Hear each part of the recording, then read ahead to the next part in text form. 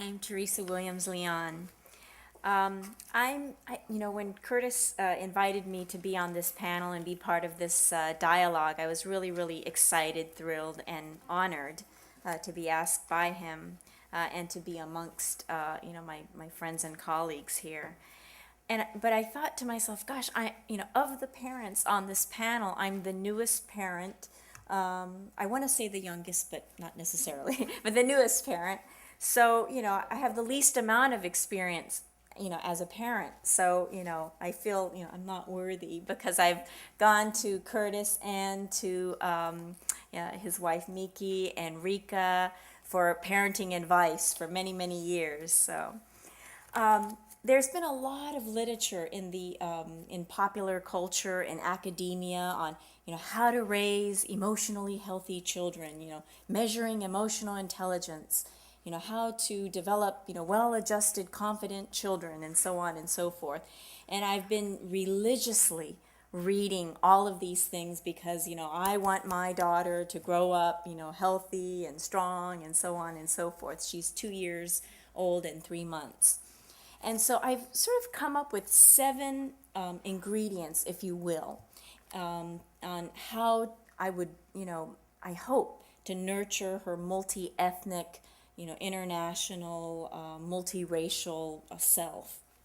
And here are the 7. And then I'd like to tell you a little bit about how my husband and I and our extended families have tried to negotiate and deal with some of these. But the 7 ingredients, that seem to be working for us so far, and again, it's just 2 years and 3 months. We haven't even hit the teen years yet. So I'm going to be seeking more advice from my colleagues there. But the first one is intentionality, right?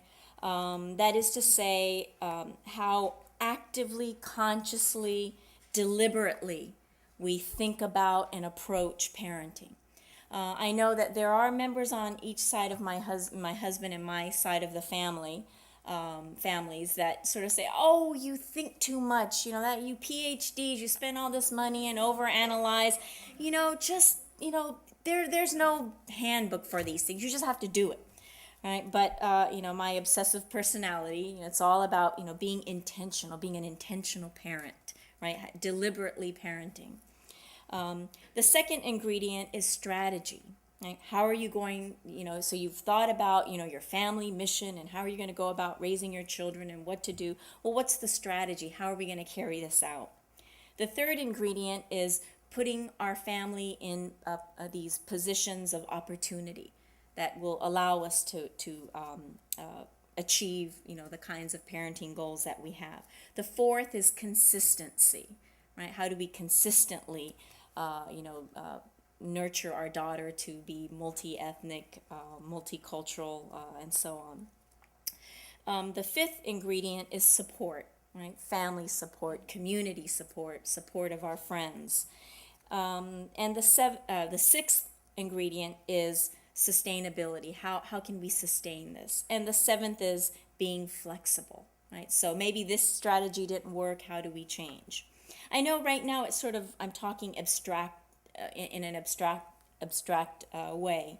And, I was thinking about multi-ethnicity and multi-raciality, and myself being Japanese European American. I was born in Sacramento, California to a Japanese mother and European American father. When I was 3, my father was in the Air Force, met my mother as part of his tour in Korea while when he stayed in Japan.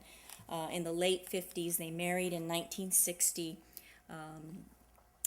But when I was 3, we moved back to Japan, and I grew up in Japan until I was 20 years old. And I went to American and international schools. And so, I have a lot of personal experience being Hapa.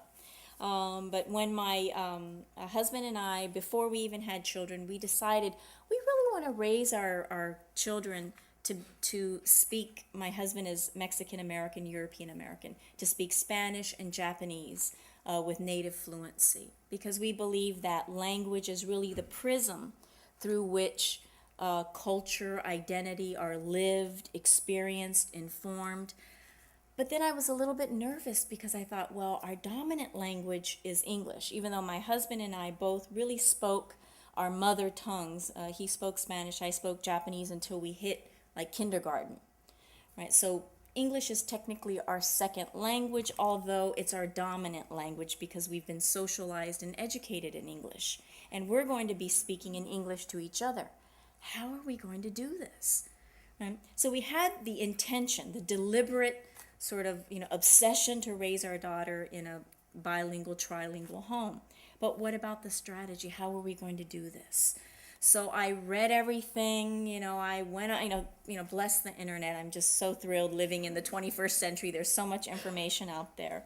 And luckily, we live in Los Angeles. Now, I kept complaining that, we live in the San Fernando Valley. There are no Japanese schools and there, so on and so forth. But, it's only a 30-minute commute to West LA. It's only a 45-minute commute to Torrance. So, I found Japanese schools, from the time my daughter was, a little baby to be able to, join these sort of mommy and me classes. But I have to say I was a little bit feeling a little melancholy. I have a really good friend, our mutual friend and colleague who lives in the Bay Area. Her father is Sansei, Japanese American Sansei. Her mother is German American. And she was always more, touchy-feely, huggy, kissy-wissy, and I would see her with her daughter, and she was really affectionate. And I always thought, oh, it's because she has a white mom. It's because I was raised by a Japanese mom. We're really rigid, and, we don't hug and kiss.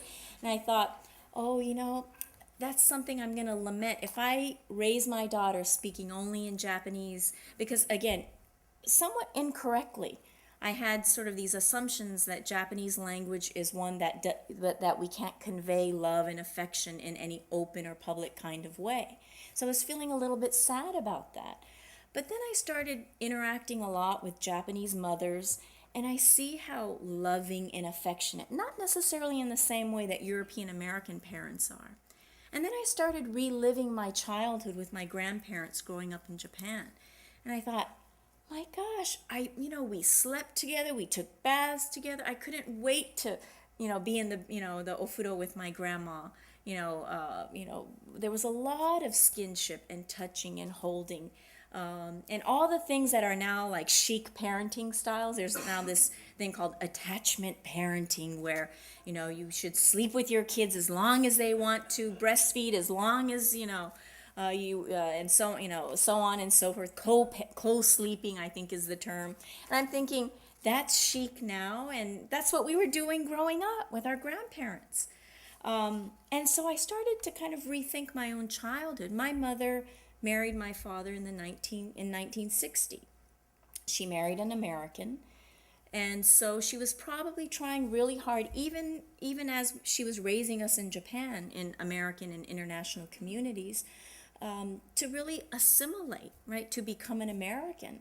And if you read some of the literature in the 50s and 60s about, dominant sort of American parenting and child rearing, it really was about, bottle feeding, not, breastfeeding, that somehow there was something archaic and backward about, breastfeeding. If the baby cries, don't pick the baby up, right? Keep the baby crying. And I thought, so my mother's mothering style wasn't really Japanese when I associated a lot of her silence and, what I perceived as her lack of affection, which really wasn't, because there were other things she was passing on to me, such as omoiyari, kokorogake, magokoro, right? Things that you don't really, there's a lot of verbal expression of love in American culture, but there were other ways that my mother, even as she was attempting to become an American or American wife to my father, was really passing on